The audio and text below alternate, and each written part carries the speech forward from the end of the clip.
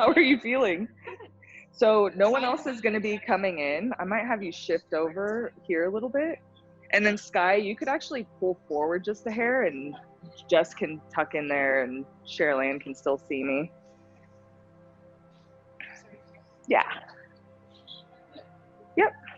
And then however you have your mat set up, just make sure you can see me sitting up here.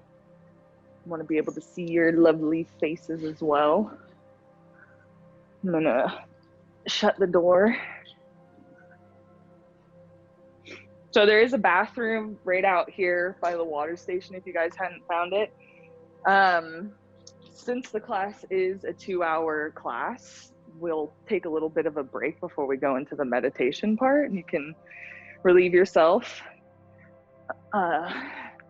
Newsbreaker, I'm pregnant. It's a handful of you guys already are aware. And so this idea of doing a 2-hour class and not going to the bathroom was pretty daunting, but I've paced out my water and I do take 1.5-hour long classes at the university in Missoula, so I'll have some practice.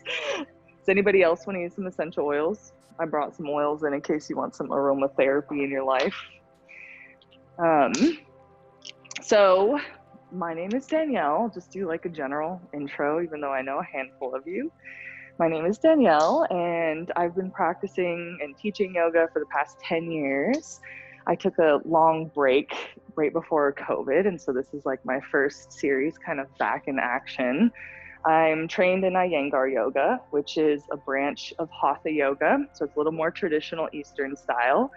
And their bigger focus is alignment, prop use, things along those lines. But I also have a psychology major, and for me, that has been like a huge unlocking in many ways to figure out, okay, well, what is the power of yoga? You guys all, I'm sure, have some experience or some idea of what yoga can do, regardless of what science has to say, right? Otherwise, you wouldn't be here at a yoga series. But there is a lot of science that is actually backing this process of posture, mind-body connectivity, breath regulation, which ultimately can create some self-regulation in our behaviors and emotional regulation. So there's a lot of benefits that can come with that.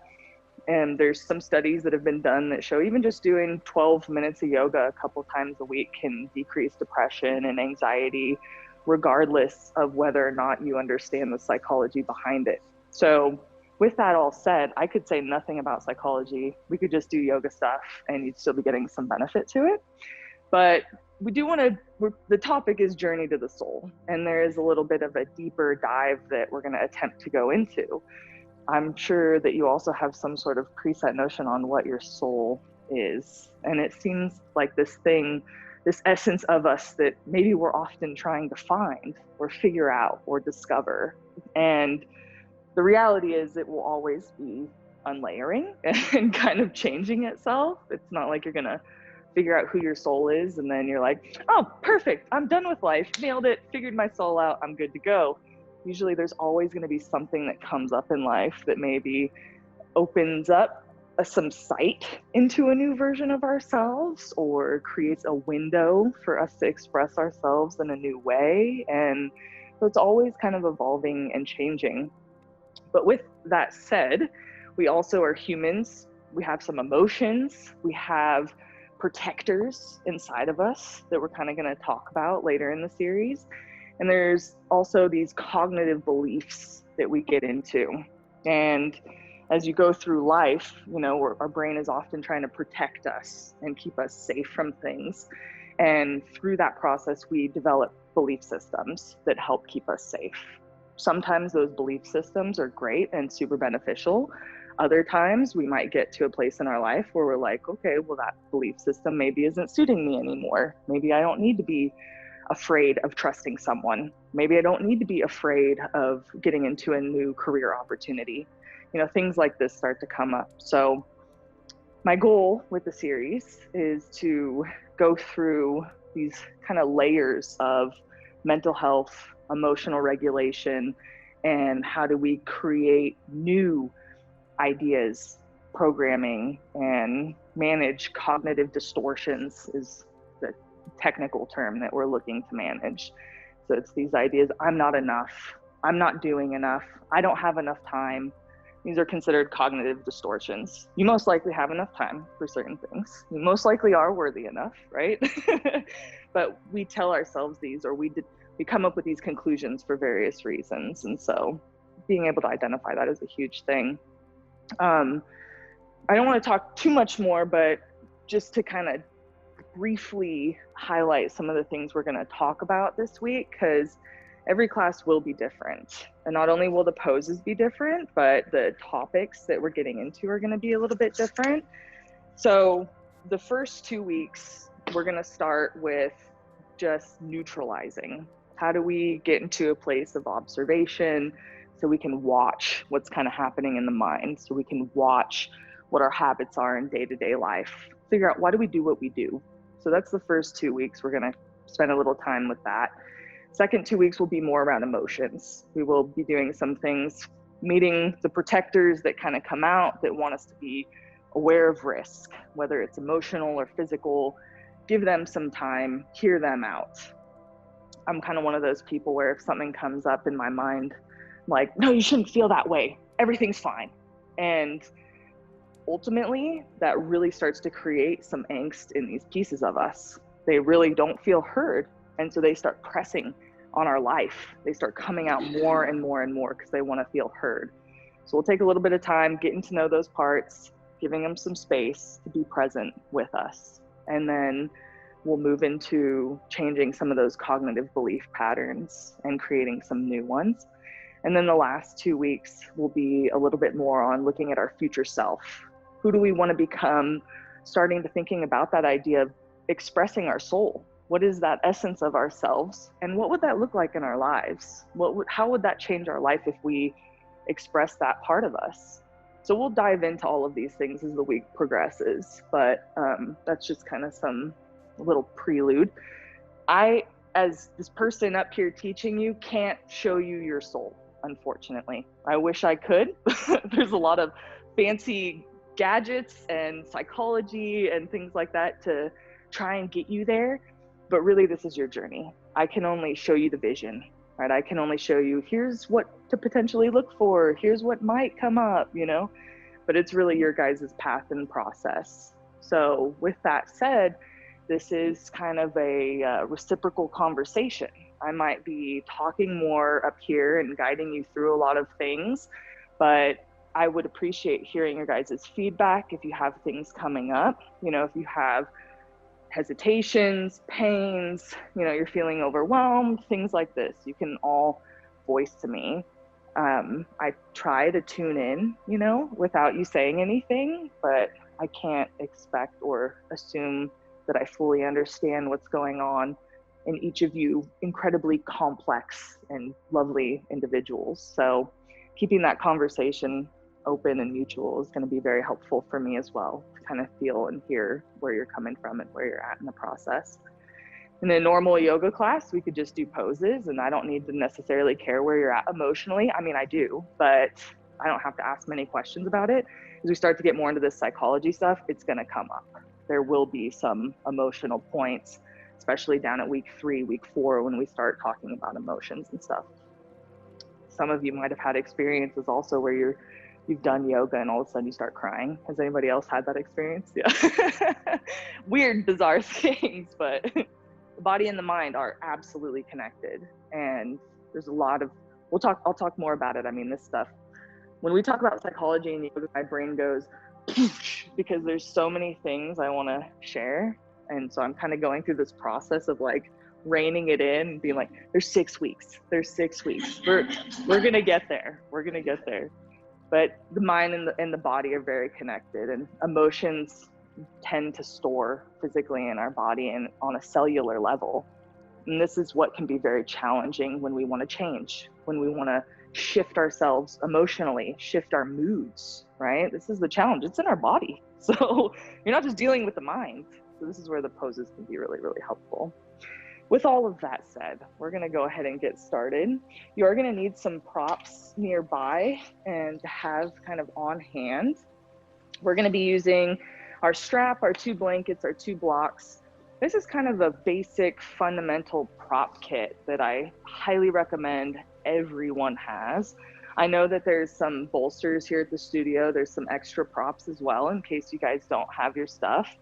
But being able to practice at home is something that will be also a part of this. You know, we're gonna maybe look at some poses that stand out and seeing how you can integrate them into your day-to-day life and all that kind of stuff. So we're gonna start sitting on our blankets, and I've kind of turned mine so that it mimics almost a bicycle seat. So the corner is pointing forward, and your sit bones will be on the blanket stack here, but it leaves your thighs free, is what ends up happening with this particular blanket setup. So folded blankets, corner is pointing forward, and we'll sit with the legs crossed.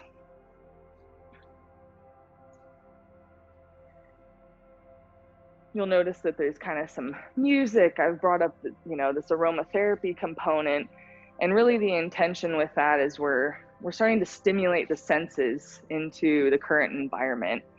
And as we work on bringing our mind into the present moment, that can help, especially if the mind likes to run and likes to go outside of the present moment.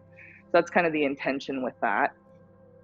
I'm going to invite you guys. We'll Om together here at the beginning of class if you're comfortable with it. You do not have to participate if you just want to listen.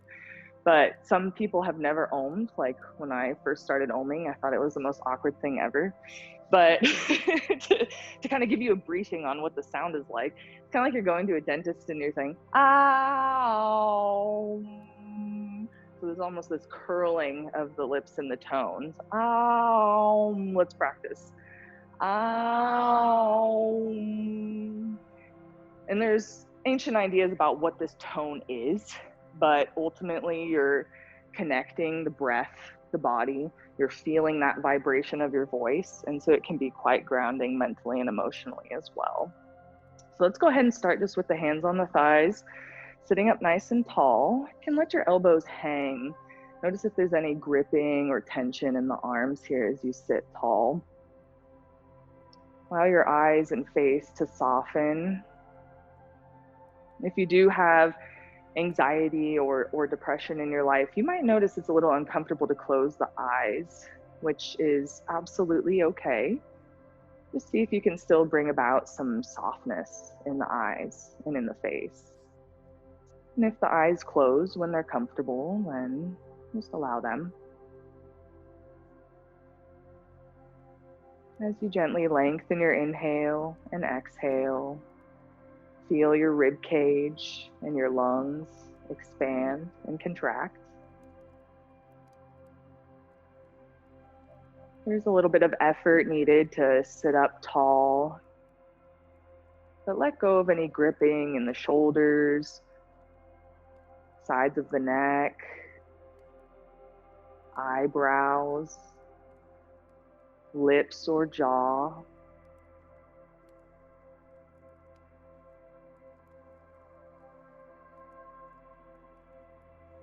On your next inhale, you can bring your hands together in Namaskar. So this is prayer pose.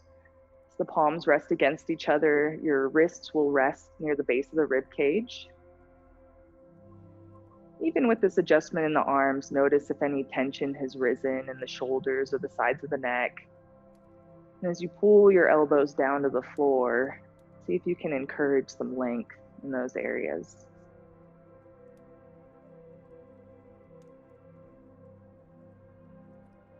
We'll start class today by chanting 3 Oms together as a group.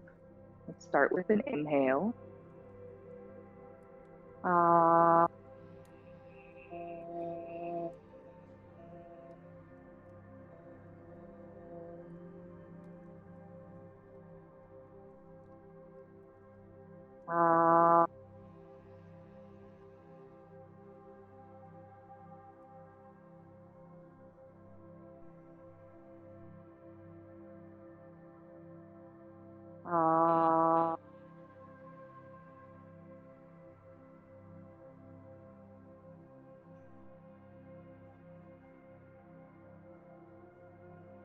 Notice if any tension started to rise in the face, eyes, or forehead.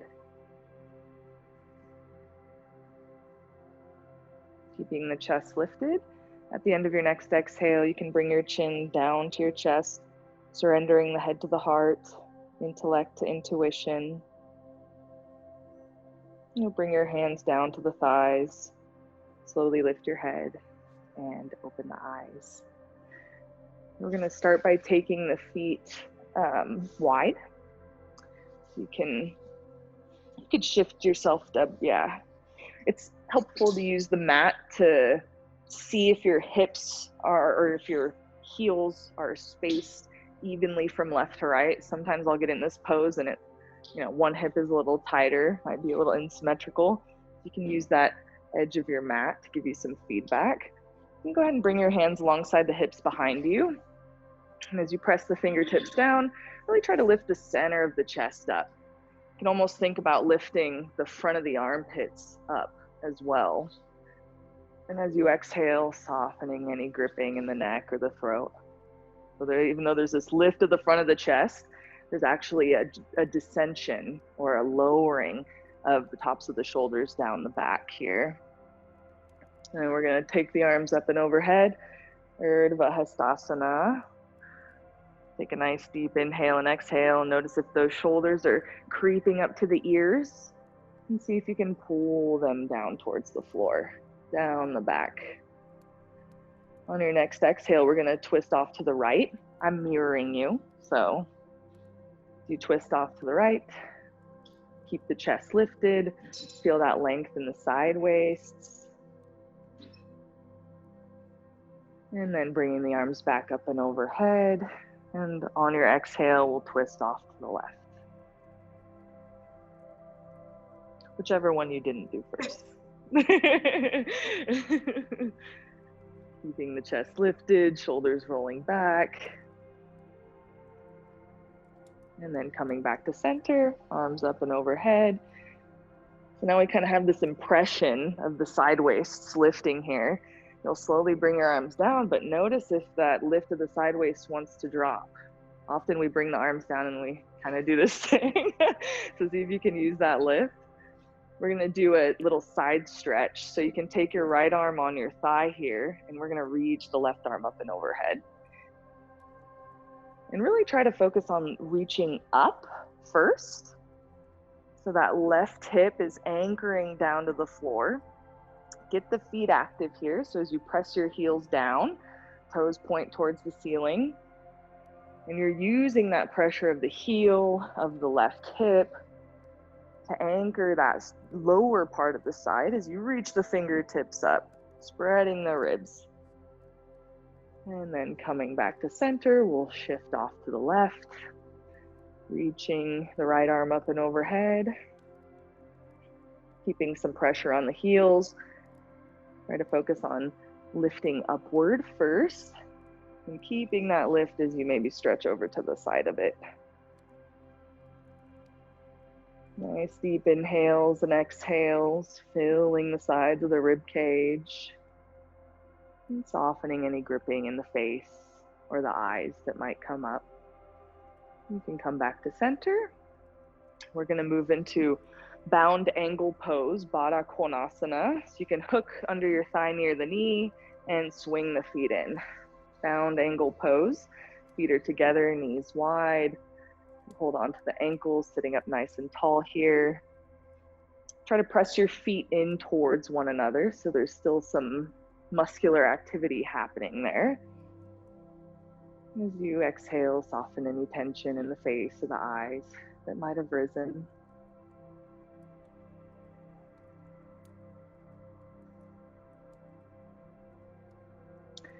We're going to go ahead and lay back on our mats. I want to demonstrate because we're going to go through a couple of different poses. And rather than you having to like turn your head and look at what I'm doing a bunch, I'll just show you so you kind of know the flow of everything. You might need your strap for this series. So why don't you guys go ahead and come watch from this front of the room area. It'll be the best view.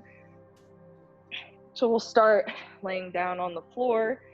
Can have your strap nearby. We're going to move into Ananda Balasana, which is blissful child pose. Bringing my knees along the sides of my hips. You can see my heels are above my knees here. This is where our handy strap can come in. If your hips are quite tight, you can just use the strap to kind of extend your arms essentially. We'll be here for a few breaths. And then what we're gonna do is take one of those feet out. I'm gonna place the strap in one of my hands. That leg is gonna come down to the floor. I'm actually even gonna straighten that leg, and I can use my hand on my thigh here just to give me some reminder that that thigh is to be pressing down into the floor. From here, I'll straighten the leg off to the side. Often in this pose, you might feel, right, as the leg goes off, this hip comes up. And today we're really trying to focus on keeping that center line of our body anchoring us down as the leg extends off to the side. Ultimately, the arm will be straight here. So if it works for you to grab the foot, then awesome. We'll come back, returning to blissful child pose, and then we'll switch sides. All right. And then we'll roll to our side into downward facing dog. Are there any questions that kind of come up for you? Yes. Okay. It pops.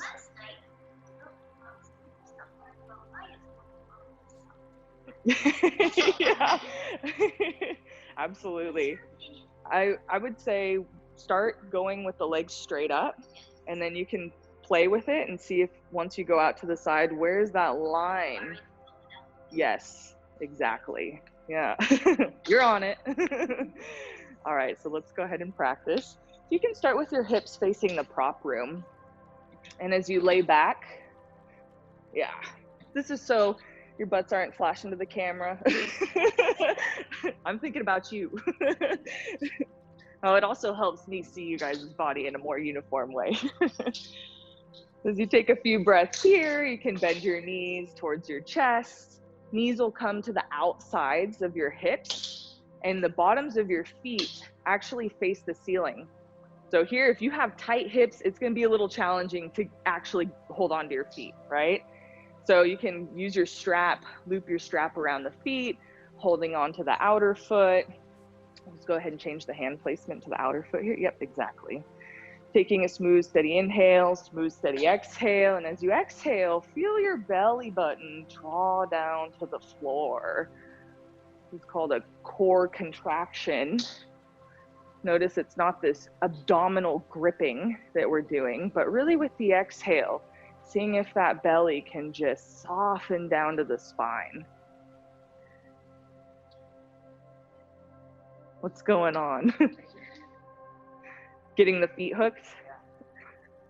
Looks like you're so close. Yeah, there you go. Very close. Yeah, and arms straight so you can walk your hands up the straps, and that'll help. Yep, that'll help bring some tension also.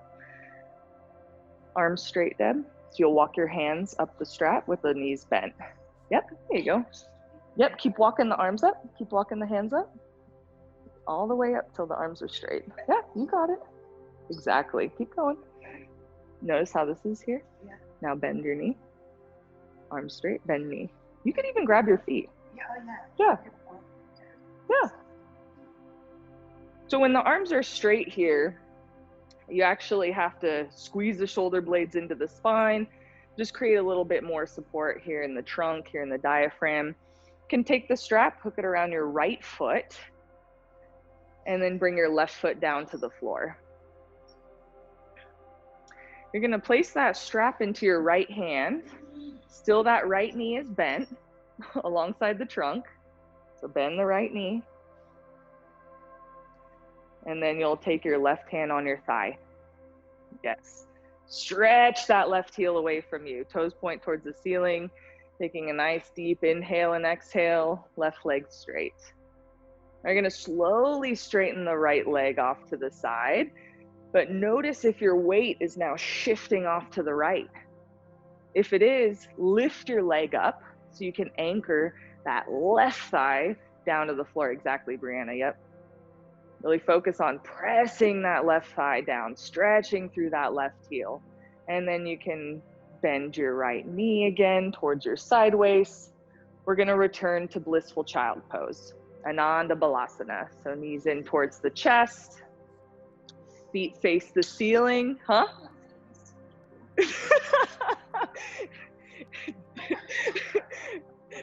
Jess probably had one of the best comments. She's like, I have the physical flexibility of a tree. Just so you know. So now you'll strap the left foot, still that knee is bent, and reach your right leg away from you. So as that left knee is bent towards the chest, you're gonna feel a lot of that stretching of the inner groin, deepening of that left hip, right hand on the thigh. Just to remind yourself, we want that thigh moving down to the floor. You can slowly straighten the left leg off to the side. We're really trying to kick that leg up though, rather than just off to the side. It almost should feel like it's kicking towards your ear, if that makes sense. Yep, exactly. Smooth, steady inhales, smooth, steady exhales. Now, this is the beauty of yoga. There's kind of these ideas like breathe into your leg. Well, that sounds just flat out silly sometimes, right? But really try it. As you take a nice deep inhale and exhale, see if you can focus that energy, that prana, into your right thigh to drive it down. Maybe even into your inner left thigh, because there's a lot of stretch there too. So see if you can use your breath, focusing in on that area. And then you'll return to Ananda Balasana, bringing the knees in towards the chest. Just taking a breath here in a neutral place. And you'll go ahead and bend your knees and hug your shins. I didn't demonstrate this. Bend your knees, hug your shins, and you can just kind of roll from side to side. Notice if there's any tension in the low back. I know that the hips can become a little bit achy after this. Then you'll bring your feet down to the floor and just lay flat for a moment. And as you lay flat on the floor, just observe what's coming up in your body. In psychology and in counseling, they'll use this tactic called muscle relaxation. And it is very helpful if you have someone who's dysregulated emotionally. So if, you know, they're very anxious or angry or, you know, dealing with a lot of those heavy, sharp emotions. And the practice is you're creating all these contractions in your body and then you let them go. You create all these contractions and then you let them go. And that's kind of what we're doing here in the poses. We've had an opportunity to have all these contractions, right? And now we want to let them go. Just feeling your body rest heavy on the floor. And you'll bend your knees, roll to your right side, and we'll come into downward facing dog. Adho Mukha Svanasana. The hands are slightly forward from the shoulders. The knees are slightly back from your hips. And curl your toes under and lift the hips up. As you press your hands down, try to reach your hips up towards the ceiling. And we're going to start just by bending the knees into the chest and then straightening them. So here's that muscle relaxation technique. When you bend your knees into the chest, those hamstrings, they're a little bit better, right? And then when we straighten the legs, what happens? There's this big stretch, big muscular sensation sometimes. So you can do this a couple of times, knees into the chest and then straightening. Now, as you do this, try to shoot your sit bones up towards the ceiling. Shoot your tailbone up towards the ceiling. It's easier to do with the knees bent. So see if you can maintain that as you straighten the legs. Nice, Jess. Yep. And then we'll use these last few breaths to hold. So the heels are lifted, keeping the sit bones lifting up to the ceiling. Now try to keep that lift of the hips and slowly bring your heels down to the floor. Did the hips drop? Reflect. Did the hips drop? And then come down to rest. You can take your knees wide, toes together. Adho Mukha Virasana. So you'll point your toes back and the toes just touch slightly as you sit back on your heels with the arms forward. And just resting the head, you can let go of your arms if they're fatigued. We're going to practice downward facing dog just one more time. Letting go of any unnecessary tension that might be holding on. All right, and then back into downward facing dog, hands slightly forward from the shoulders, knees slightly back from the hips. You curl your toes under and lift the hips up. Traditionally, the feet are hip width apart in this pose. Taking them as wide as the mat can be helpful if you're feeling a lot of tension and strain in the thighs, in the hamstrings. And as you press your hands down, lifting the hips up, let your head hang. Notice if the neck is tensing to try and hold this position as well. You can bend the knees into the chest, lift the hips up, whatever you need to do to get that awareness in your body about where your hips are in space. And as your sit bones, your tailbone lifts up towards the ceiling, good, Deb. Keep lifting, yep. And as you maintain that, you'll slowly bring your heels down to the floor, but there has to be some awareness happening here. Are the hips dropping? Do the sit bones, does the tailbone want to move down to the heels, or can you keep them lifting up? Nice, Gray, yep. And then come down to rest. Knees wide, toes together, sitting back on the heels. Taking a nice, smooth, steady inhale, smooth, steady exhale. Letting go of any tension in the face or the eyes. Then you can press yourself to a tabletop position. We'll practice a few cat-cow movements. And so if you're not familiar with this, you can watch for a moment. We're going to keep the head in a neutral place just to start. And so as I inhale, I'm going to lift the chest forward. I'm rolling the shoulders onto the back of my spine, and I'm trying to lift my tailbone up towards the ceiling. As I exhale, I'm rounding the back. You'll feel the shoulders kind of move towards the ears. The lower ribs are lifting up towards the ceiling. Tailbone tucks to the floor. We'll add the head in a moment, but right now, really just focus on getting the tailbone movement and the shoulder blade movement, okay? So you can start squeeze the shoulder blades on your spine, lift the tailbone up, and then round the back. Tailbone tucks deep to the floor here. Let those shoulders roll forward. Feel some spreading in the upper back. You can do all this at your own pace. Inhaling, moving into that cow position. Exhaling, cat position with the back rounded.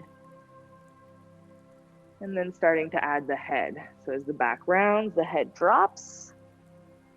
As you squeeze the shoulder blades, gaze goes forward, maybe even up towards the ceiling, as long as there's no unnecessary compression happening in the neck. Just a few more breath cycles here. Getting the spine warmed up. And then you can come back to that neutral place like a tabletop. And you'll curl your toes under to lift the hips up. Walking the hands back towards the feet. Hands on the hips will come up to stand. Very nice. And then you'll stand facing the front of the room, facing me, with the feet hip width apart, and have a block nearby. So go ahead and grab a block. We'll start standing in Tadasana, mountain pose. So here the feet are hip width apart. And imagine as if you could draw a line from the middle toe all the way to the center of the heel. So as you look down at your feet, try to align that middle toe knuckle with the very center of the heel. And standing up nice and tall, you can bring your hands on your hips. Even this practice of lifting the chest up, standing nice and tall, starts to boost serotonin levels in our brain, which will make you feel a little bit more confident. It will make you feel a little bit more emotionally stable and balanced. Even this practice can be very, very beneficial. You take a nice, smooth, steady exhale, soften the face, soften the eyes. And notice how your weight is sitting on your feet. Sometimes we might lean heavier onto one leg or the other, but also notice on each foot if there's more pressure on your heel, is there more pressure on the toe ball mounds, is there more weight on the inner foot or the outer foot. Then go ahead and lift your toes off the floor And imagine you have roller skates on with the 4 wheels, and see if you can weigh evenly between those 4 wheels on the foot. So the inner heel, outer heel, big toe ball mound, pinky toe ball mound. And as you soften your toes to the floor, see if you can maintain kind of some of that balance and awareness in your foot, even with the toes on the floor now. And we're going to grab our block. We're going to place the block between our thighs. With that block between your thighs, try and squeeze the block. So you're going to feel a little bit more muscular awareness here in the inner thighs. You might even start to feel those outer hips pulling in to the center line. Kind of mentioned something about a core contraction when we were laying down on the floor. So as you take a nice inhale, filling the chest, exhale, belly button in towards the spine. Very nice. Reaching the arms up and overhead, Urdhva Hastasana, upward arms. Notice what's happening in the weight of your feet. Still squeezing the block. Is your weight even between those 4 points of the feet? And slowly bring your hands back down. We're going to practice Bhadanguliasana, bound finger pose. So we're going to lace our fingers together, press the palms away, and take the arms up and overhead. So you press into the heel of your palms. Take a nice deep exhale, belly button into the spine. Eyes and face soft. Breathing into the sides of the rib cage. And then bringing the hands down. Notice which pinky is on the loose end. We're going to switch the grasp of the fingers. Can kind of trip me up sometimes. Arms up and overhead. Smooth, deep, steady inhale and exhale. Now this time as you exhale, notice if the shoulders are lifting up towards the ears. And see if you can pull them down the spine. Nice, Brianna. Feeling some awareness from your feet all the way up to the crown of your head. And bringing the hands down. Standing in Tadasana, mountain pose. You can go ahead and remove the block, but we still want kind of that similar feeling. So now as you stand in Tadasana, pretend that block is there. Can you still squeeze that space and feel that muscular contraction? We're going to practice Utkatasana, which is powerful pose. You reach your arms up and overhead, and you're going to pretend like you're sitting on a chair. Still squeezing the thighs, chest lifts up very high. Now on your next exhale, bend the knees a little bit more. Good, and up to stand, arms come down. You might feel there's a little heat, right, coming up in the body. We'll do one more time, reaching the arms up and overhead. Shoulders pull away from the ears. On your exhale, squeezing the thighs, come to sit down. Chest lifts. Good, and coming up to stand. You can bring your hands down to your side. Standing up nice and tall. So we're going to take our blocks, place them on the front edge of our mat here. I'll demonstrate really briefly and then we'll practice together. We're going to use our blankets to support our heels. So you can place your blanket stack kind of near the back edge of your mat.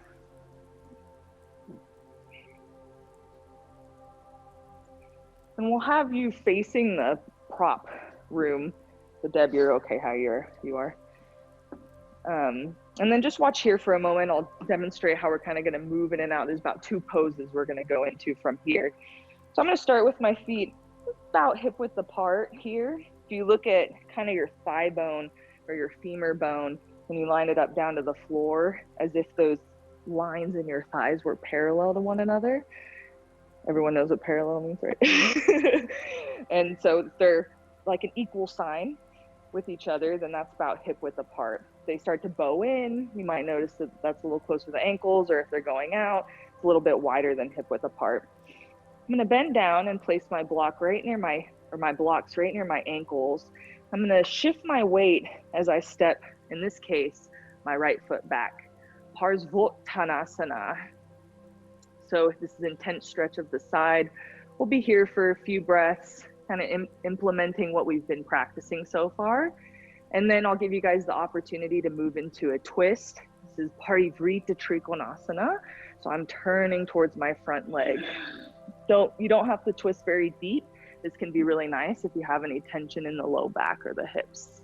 We'll come back to center, step forward, and then switch sides and do the same thing on the other side. All right, any questions coming up? No? Huh? Yes, yep. But we'll keep that back heel lifted. So on the blanket stack. There you go. So you'll start standing with your feet about hip width apart towards the front of your mat.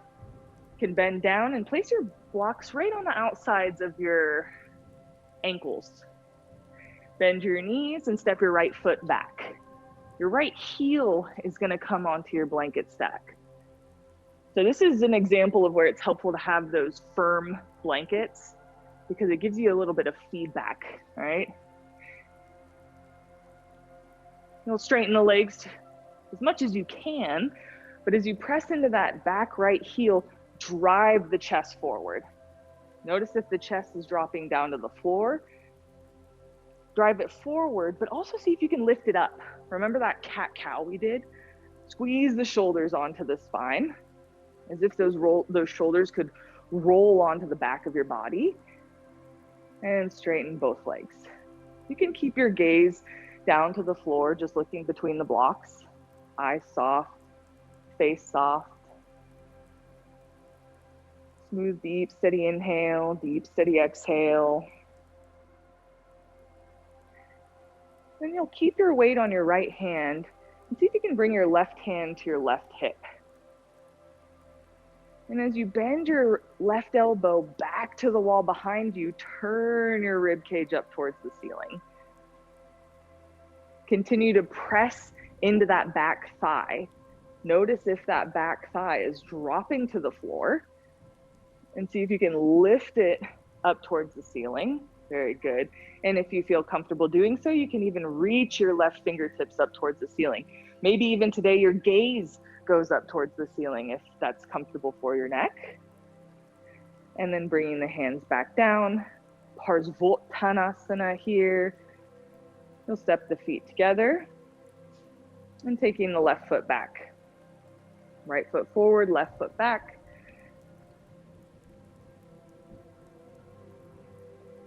You can bend that right knee a little bit, squeeze the shoulder blades onto the spine, drive the chest forward, and then see if you can start to straighten that front leg a little bit. As if you could lift your right sit bone, your right hip, back to the wall behind you, back and up, back and up. Smooth, deep, steady inhales, deep, steady exhales.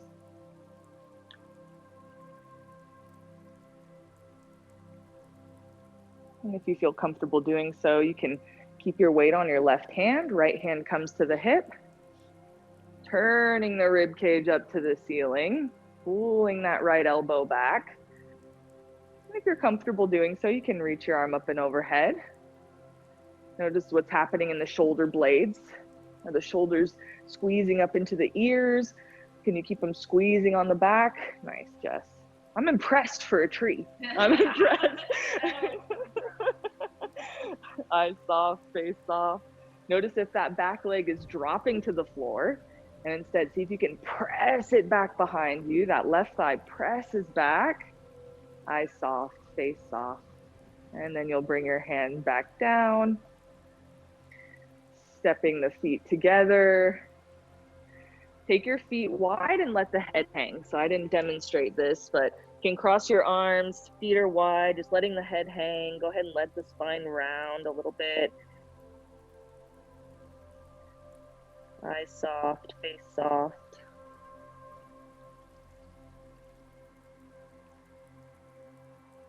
Just take a moment to kind of reflect on what came up through that process. It can be a lot of stretching, maybe not so comfortable sensations in the body with some of these poses if we're not practicing them very often. But what was the mental talk? Was there any mental talk going on? At any point, was there some doubt? Was there some anger towards me, maybe? Jess is staring at me. But just noticing, what are these patterns of the mind as we become challenged? Sure, these poses might not be the most comfortable, but what is there aggravation coming up? You know, just identifying that process. And then you can bring your hands to your hips and pull yourself up to stand. We'll place the blankets off to the side. And then you'll bring your blocks along the front long edge of your mat so that you're kind of facing me like we started class. We're going to practice a pose called Prasarda Padottanasana. So I'll demonstrate really quickly and then we'll practice together. You can start by jumping or stepping the feet wide. Jumping will give you some energy, kind of get your body flowing, and stepping is just for any mindfulness that you might want to bring in with the hips or the legs. You're going to take your feet and your ankles as wide as your wrists are when you reach your hands out to the side. So if you could drop a weight from your wrist, it'll hit your heel. Toes point forward. Remember that alignment of the middle toe lining up with the center of your heel. It almost feels like the toes are turned in slightly when we do this. And then you'll take your hands to your hips. We're gonna lean forward here. What's happening in the chest? Is the shoulders rounding forward? Can you lift those elbows up towards the ceiling? Good, yes. Now keep that structure in your shoulders and in your chest, and you'll slowly bring your hands to the blocks. Taking a smooth, steady inhale, smooth, steady exhale. What happened to the shoulders? Bring your hands back to your hips. Elbows up to the ceiling. Squeeze those elbows together. Feel those shoulder blades squeezing into the spine. I'll really maintain that. Slowly bring your hands down to the blocks. Better, much better. Good, Mary. And then you'll walk your hands forward. So you can bring your blocks with you. It's kind of like downward dog, but now your hips are in line with your heels. The feet are very wide, and let the head hang. Yep, there you go. And you're what? Oh, yeah. Taking a smooth, steady inhale, smooth, steady exhale, soften the face and the eyes. Now you're gonna walk your blocks in line with your ankles. So the spine is still hanging to the floor. Yep, inside the ankles. So you'll bring your hands back inside the feet. So they're shoulder width apart. And let the head hang down to the floor. Spine drapes down to the floor. Yeah, you got it, Deb. Go ahead and let the head hang. Yeah. And if you feel stable enough in the feet, you can even grab your outer ankles, outer shins. And notice what's happening in the shoulders. You can let the head hang, but good, Gray. Yep, exactly. Try and keep those shoulders lifting away from the ears. Good, Mary. Eyes soft, face soft. And then bringing the hands back down to the floor. You'll heel toe step your feet together. I don't know if I demonstrated that one. Yep, exactly. And hands on the hips and coming up to stand. Beautiful. Standing nice and tall. So we'll go ahead and set our props off to the side. For this next pose, we're going to use our strap. And then after, again, this is going to be another series of a couple poses that I'll demonstrate really quick. You'll need a block and a strap in total for these next 3 poses. So I'm going to demonstrate really quickly, and then we'll do together. I'll start with my knees bent, laying on my back, and go ahead and come watch from the sides. I want to show kind of some pretty big changes that might happen in the body as we move into this pose. So we're going to practice 4-footed pose, Chatuspadasana. To come into this pose, I'm going to hold onto the sides of the mat. And before I lift my hips up, I'm going to tuck my shoulders underneath me. You see the difference between this and this? So it's a pretty big, dramatic shift, right? I'm gonna press into my feet, lift my hips up. Now, once I'm up to this point, I'm gonna do it again. I'm really trying to get to the tops of my shoulders. Some of you guys might even be able to walk your hands down the mat towards your feet, maybe even grabbing the ankles, which is not an expectation, but potentially possible. Pressing my elbows down, really trying to lift my back ribs up off the floor. And this is Chatushpadasana, four-footed pose. We'll come down to rest, and then we'll come back up. And after we've done that about 2 times, we're gonna move into bridge pose, Setu Bandha. So there's a couple of positions of your block. There's low, medium, high. If you have any back tension, chronic back pain, pain in the pelvis, we'll use the low setting. Otherwise, you can use the medium setting. And again, you can always shift. If you start with something, you can always change it. We want this to be in line with our tailbone, so it'll feel like it's across the middle of your buttocks when you go to set your hips on it, and then we'll straighten the legs. Setu Bandha, Sarvangasana. This is bridge pose, to form a bridge pose. So we'll be here for a few breaths. We'll come out, bringing the hips back down, removing the block. We're gonna grab our strap. Feet come together, knees are bent. I'm gonna place the strap my ankles with the arms straight. Now I have my hands, see where my wrists are? They're right by my hips. So then when I take my feet wide, I have a little bit of hip support here. Baddha Konasana, bound angle pose. And then we'll straighten the legs and we'll rest for a few breaths here. Okay? Any questions coming up? Yes. We will have a restroom break? Yeah, absolutely. Please do. Okay. Yes. On the tailbone, not the sacrum. Because we want that tailbone lifting and moving up. Yep, good question. All right, are you ready? Okay, let's do it. So you have your strap and a block nearby. Go ahead and lay down. Knees are bent, feet flat on the floor. You'll have your feet in line with your hips, so they're hip width apart as you lie back. And go ahead and grab a hold of the side edges of your mat and tuck your shoulders underneath you. So great, you can bring your heels towards your buttocks a little bit more. Yep, exactly. You really bend the knee, or you'll bend the knees fairly deep here as long as the knees are comfortable and the feet can stay flat on the floor. And as you hold on to the side edges of the mat, tuck your shoulders underneath you by turning the inner arm up, outer arm down, squeezing the shoulder blades. You might have noticed when I demonstrated, I actually shifted my weight from side to side to get those shoulders tucked under. Yep. And then press into your feet, lift your hips. Now, once your hips are lifted, you're gonna take another moment, tuck the shoulders underneath you again. Good. Pressing the feet down, squeezing that imaginary block between your knees. Eyes soft, face soft. Let go of any gripping in the throat, in the jaw. And as your elbows press down into the floor, imagine as if you could lift your back ribs up off the floor. Nice, Kate. And then you'll come down to rest. You can take your feet wide and rest the thighs on each other. Yep. Just taking a breath here, letting go of any gripping that might have come up in the neck or the throat.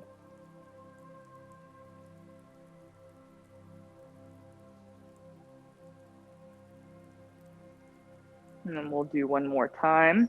So you hold on to the side edges of the mat, turn your inner arms up, outer arms down, tucking the shoulders underneath you. The feet are hip width apart. And as you press into your feet, lift your hips up. And then again, tuck the shoulders underneath you. Pretend like you could come to the tops of your shoulders. Some of you are there. Put the eyes and the face soft. Pretend to squeeze that imaginary block between your thighs. And as your upper arms, elbows press down, lift your back ribs up off the floor. Good, Brianna. And then you'll bring your hips back down to rest. You can walk your feet wide, rest the thighs on each other. Let go of any tension that might have risen here. As you gently lengthen your inhale and exhale through your nose, notice how that breath can be felt a little bit more intimately. When we are doing a heavy workout, we might use that deep exhale. Even in an intense yoga practice, we might use that deep exhale through the mouth, kind of like this burst of energy, this extraction of carbon dioxide from our system. But here's we want to start to move the nervous system into a calmer state. The parasympathetic nervous system needs to engage. And as you gently lengthen your breath through your nose, inhaling and exhaling, this will actually start to make that shift in your nervous system for you.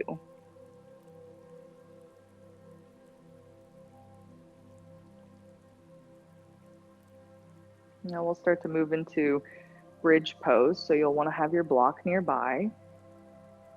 We'll come into this pose just like we did in the last. So holding onto the side edges of the mat with your feet hip width apart. You tuck your shoulders underneath you. You can lift your hips up.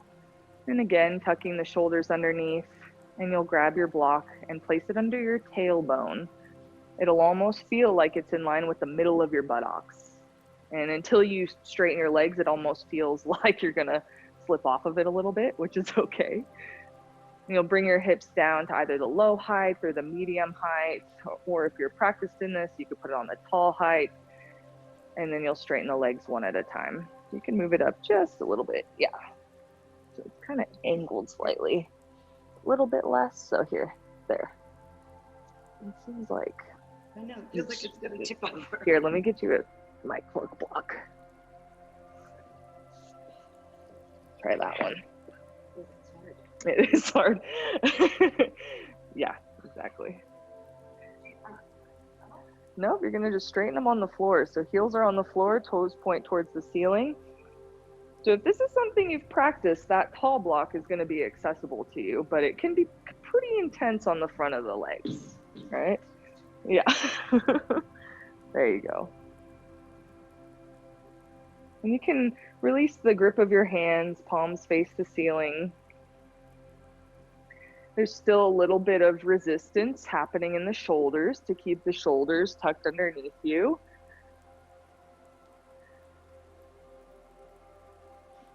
And for today, you can have your toes pointing up towards the ceiling. Really, the heels are driving down to the floor, yep. And the feet will be as wide as the mat.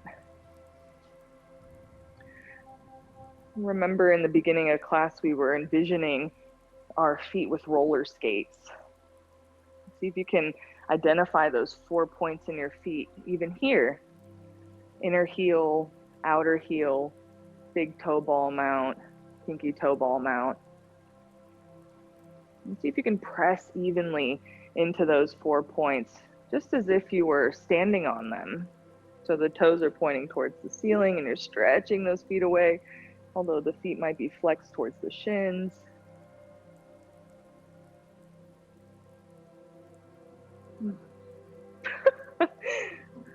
I love you, Cheryl Ann. I appreciate hearing that after this practice and in those poses. Yeah, I was gonna say, Jess is not feeling the same way.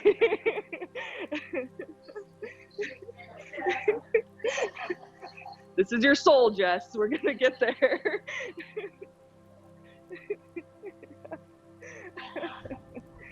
You can go ahead and bend the knees, lift your hips to remove the block, and then just lay flat on the floor for a moment. Just letting go of everything, everywhere.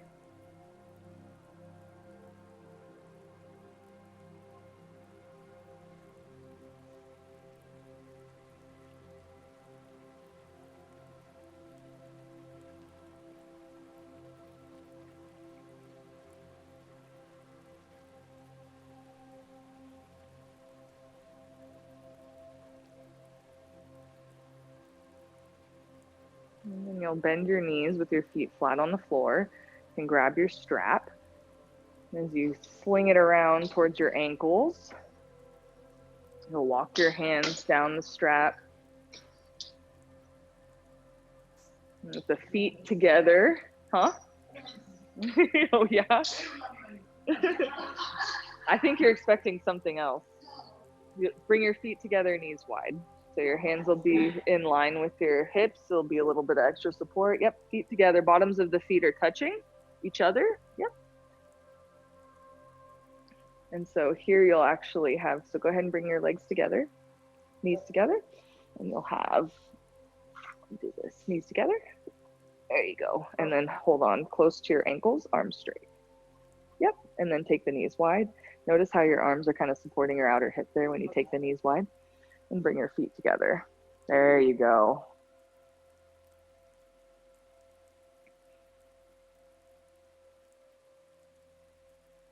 And you don't have to keep your arms there the whole time, you know, whatever's most comfortable for you. Sometimes when we don't have support in the outer hip joint, that stretch on the inner thigh can be quite distracting. And we always want to mediate that balance between stretching our limits and still maintaining some comfort and awareness in our body. I like to say, make it attainable.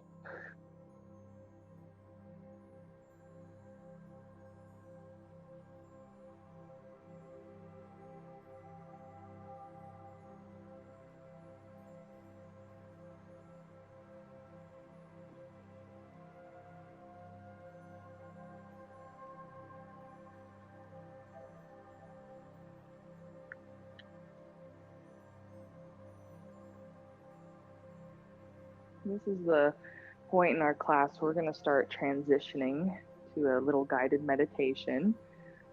If you need to use the restroom to relieve yourself, please feel free to use this time to do so.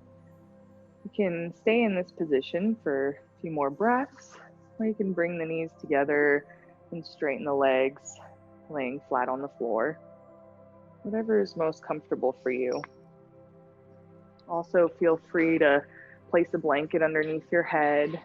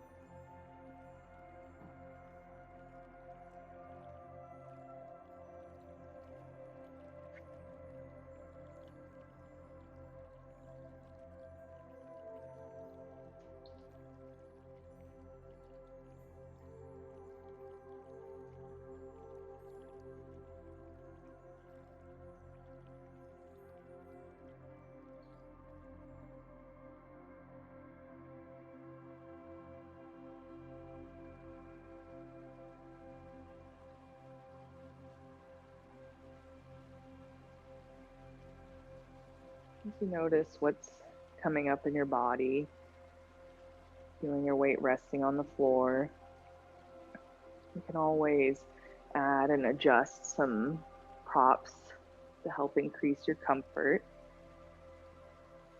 One option is to have a rolled blanket or a bolster underneath the knees. So if that's something that you'd like, I can grab a bolster for you. You can just raise your hand and you can bring it over.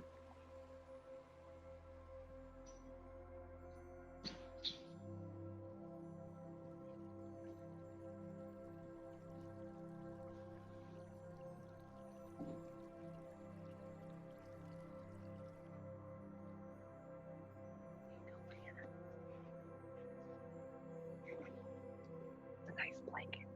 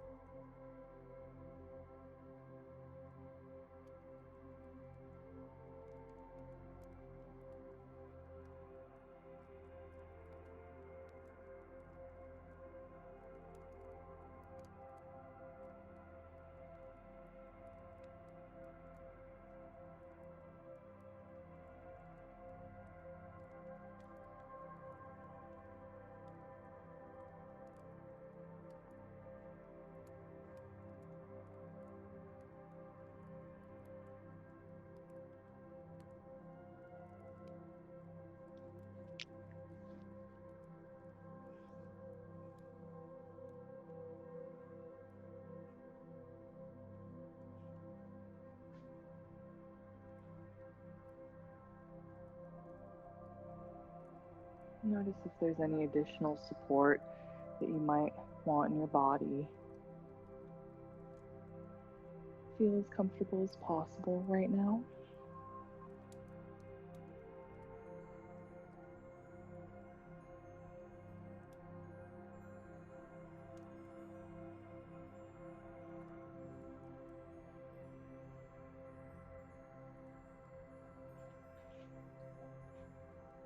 Is your neck bothering you? Yeah. Always has been for a while.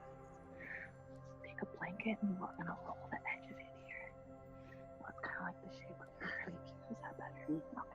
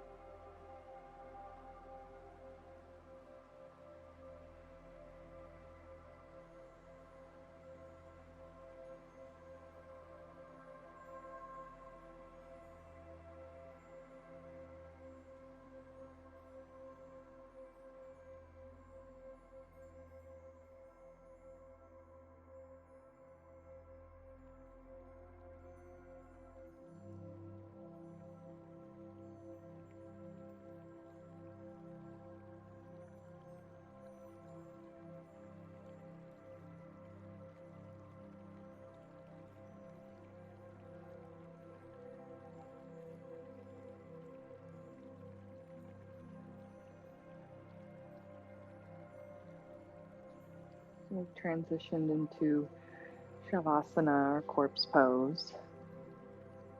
It's a time to just physically absorb what your experience was and integrate that. Know that we've taken some time harmonizing the mind and the body.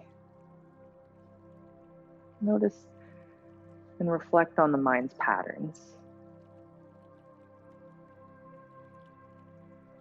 Interestingly enough, as there's more of that sensation in the body and more challenge, it's a little bit easier to be present in the moment. And as soon as that is removed, it's almost as if the mind seeks something to entice it, something to follow.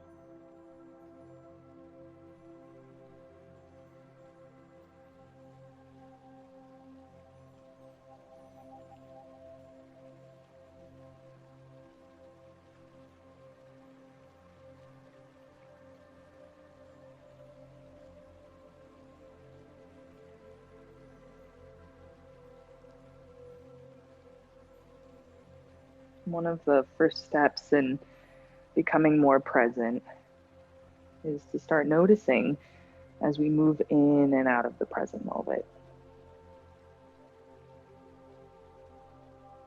In Shavasana, we have an opportunity to really listen to what's happening right here and right now. Not just listening with our ears, but even listening with our body, listening with our mind.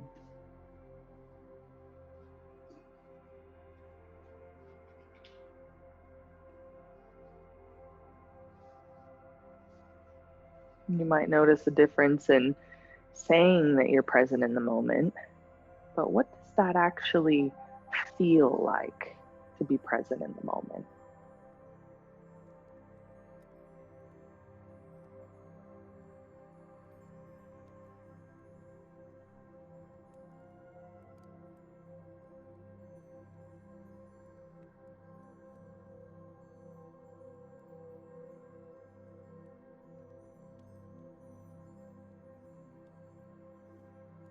With your attention on your body and breath, feel the floor underneath you supporting your weight. With every exhale, see if you can surrender a little bit more into that support. You might even feel your body weighing a little bit heavier into the floor with every exhale.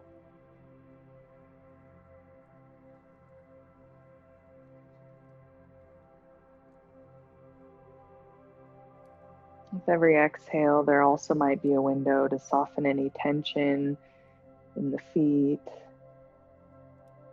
legs, hips, maybe even in the back, the arms and the head.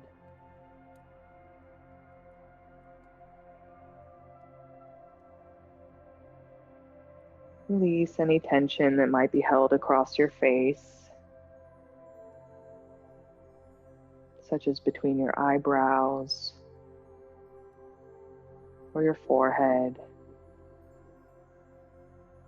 allowing your eyes to soften into their sockets.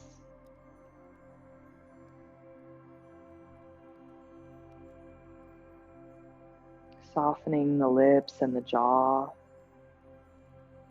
Continue to breathe through your nose even as the lips part.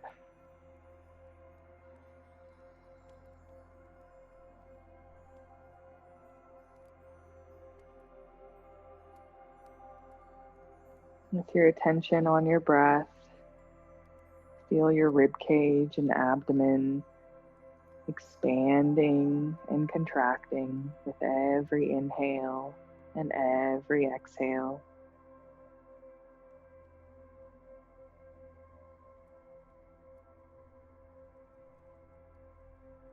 You can use your breath or this life force energy to release any spaces that continue to hold tension. Sometimes it takes time for that tension to soften.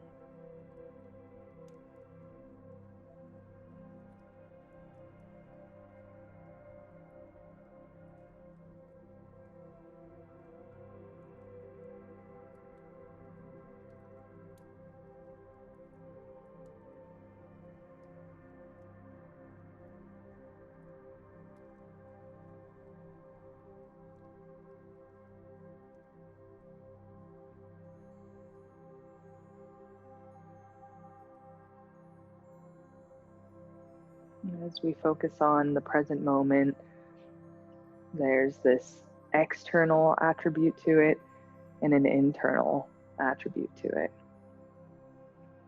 We're here in this beautiful space. We have the nice sounds, the nice surrounding. It's very conducive to relaxing. And this can help aid that relaxation of our internal experience.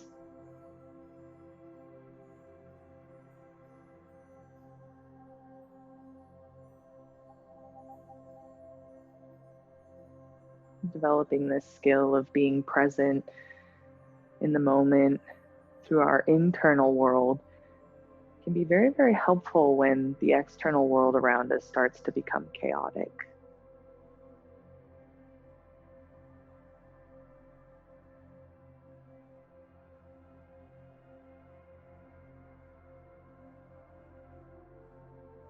It's very natural for the mind to wander outside of your body or outside of the present moment.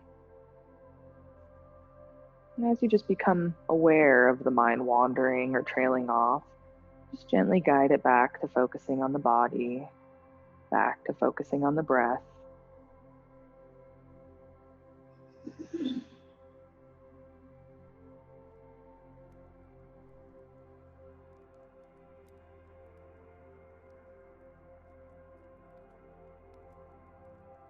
You'll notice that this focus kind of comes in waves.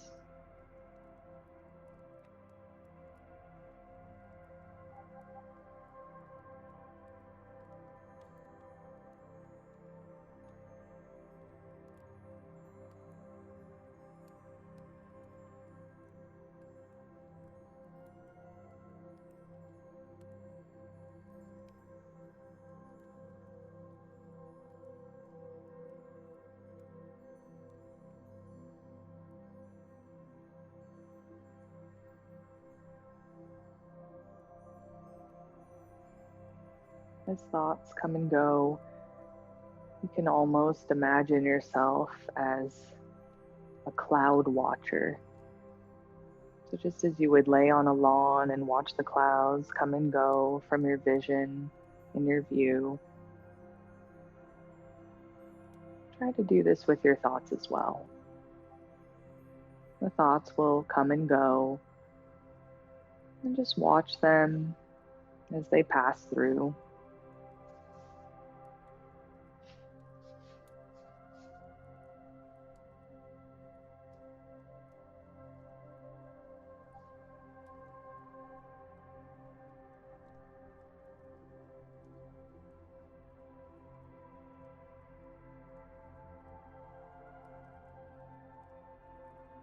Feeling that presence of your body and your breath as you really become an observer of your mind.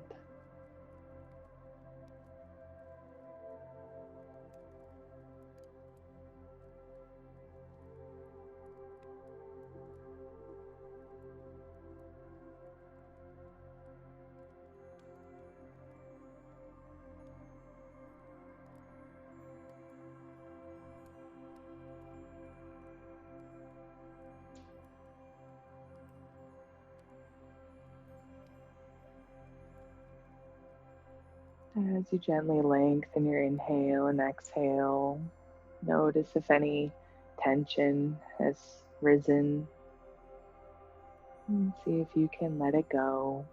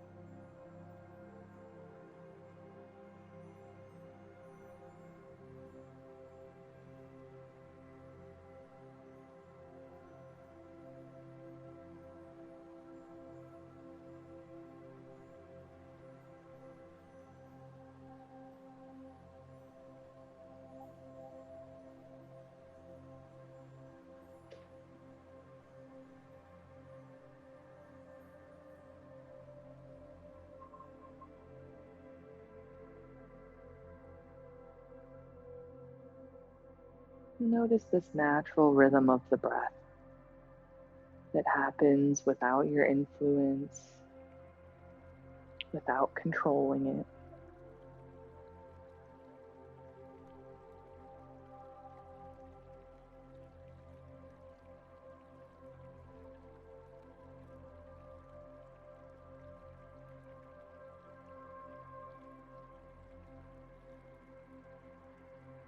At the end of your next exhale, see if you can allow your exhale to just trail off a little bit longer, almost as if the end of your exhale can linger slightly.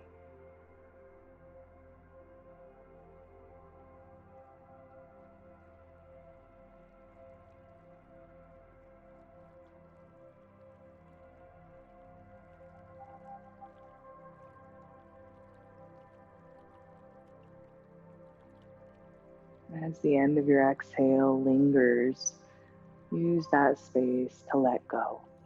Let go of everything, everywhere.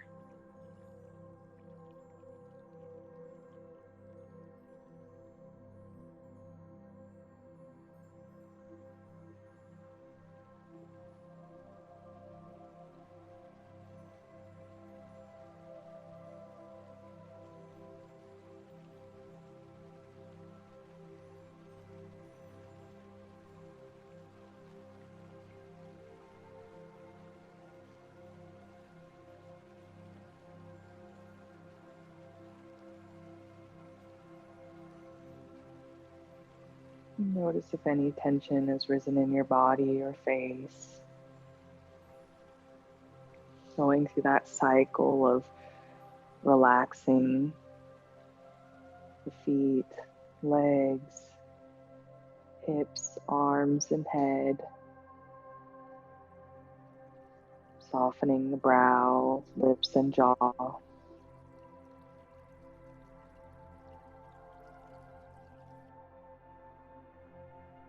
Observe your body as an entire unit.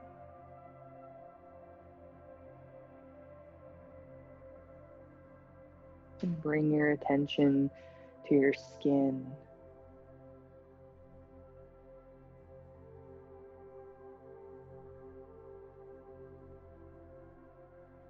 And slowly place one hand on your abdomen and one hand on your heart.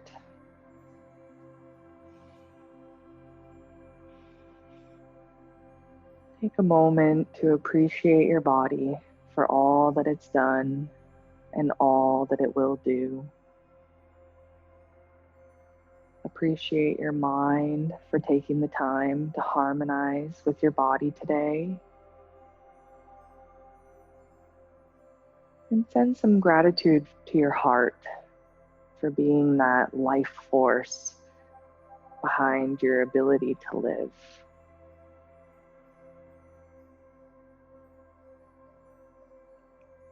You'll start to move into coming up to sit, which you can take your time doing, keeping the eyes closed. As you feel comfortable doing so, you'll slowly bend your knees, bringing your feet flat to the floor.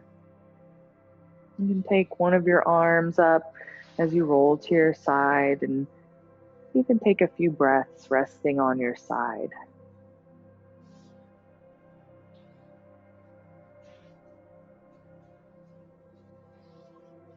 Whenever you're ready, you can push yourself up to sit.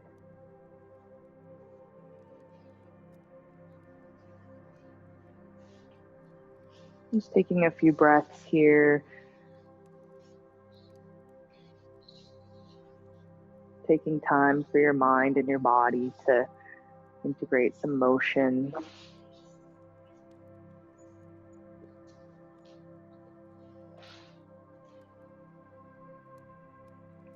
You can slowly open your eyes, and we're going to take some time writing and kind of reflecting in our journal. So you're welcome to sit at your mat and write, or there's a table over there that you guys are welcome to use. I have a couple of questions for you to jot down and reflect on. And I will repeat these a few times. So you can go ahead and write them in your journal, and you'll take your time answering them. So first reflection is, as you were practicing presence, what did you notice? As you were practicing presence, what did you notice?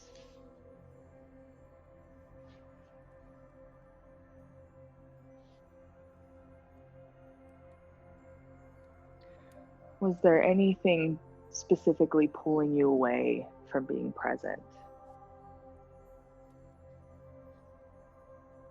Was there anything specifically pulling you away from being present?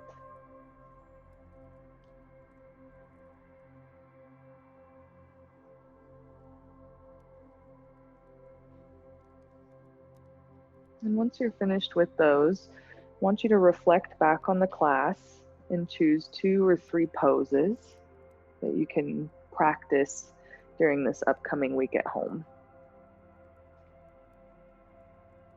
And reflect on what stood out to you most about those 2 to 3 poses from class.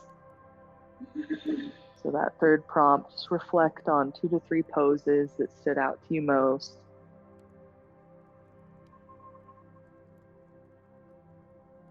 What stood out to you most about them?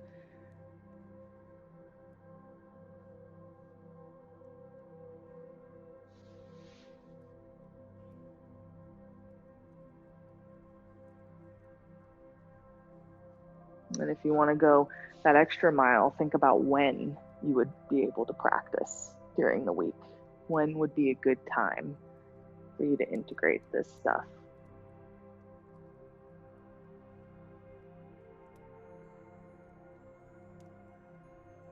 And there's no expectation on length of how much you end up writing.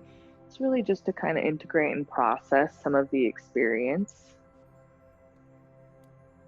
And so feel free to take your time. You can do as little or as much as you feel fit.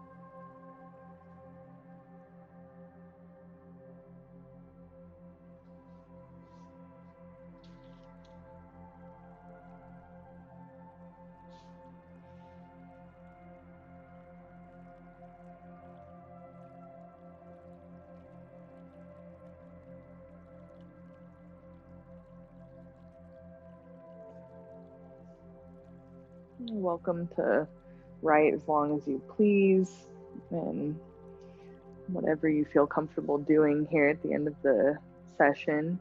But I'll hang around, and you're welcome to trickle out as you feel fit, or you can hang out and linger around for a little bit.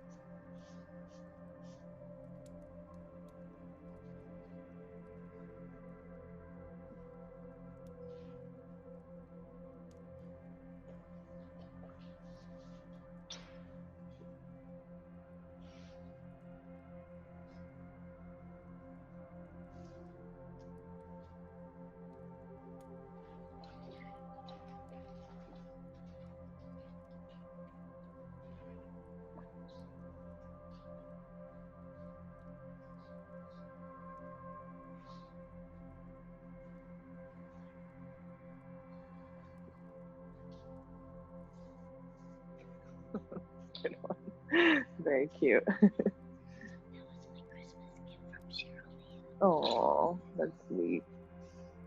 You two are cute.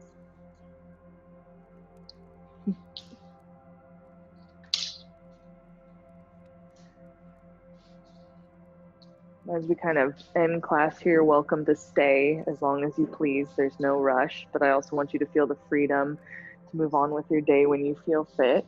I just want to say thank you all for being here. You can always communicate with me about your experience. I always want to hear more, yet I'm not going to come up and pry and ask what your experience was. So feel free to connect with me. I'll also be sending you guys an email here this evening or in the morning. You'll get access to the recording, and I'll just have a couple of other fun little videos and insights as well. I can never remember exactly how this is going. For sure. I don't want to be doing it. Yeah. Yeah. And if you have time to do the class again, great. If not, that's why I encouraged you guys to pick 2 or 3 poses. It doesn't have to be this tremendous pressure of dedicating, an hour to 2 hours to do it. Even 2 to 3 poses, especially if you're trying to create a new habit. There was a couple that were mentioning they want a new, practice in their life. Starting off small, make it attainable will help make sure it sticks. So, like I said, you'll get that email either tonight or early tomorrow morning. Okay? Thank you all for being here. Yeah, thank you.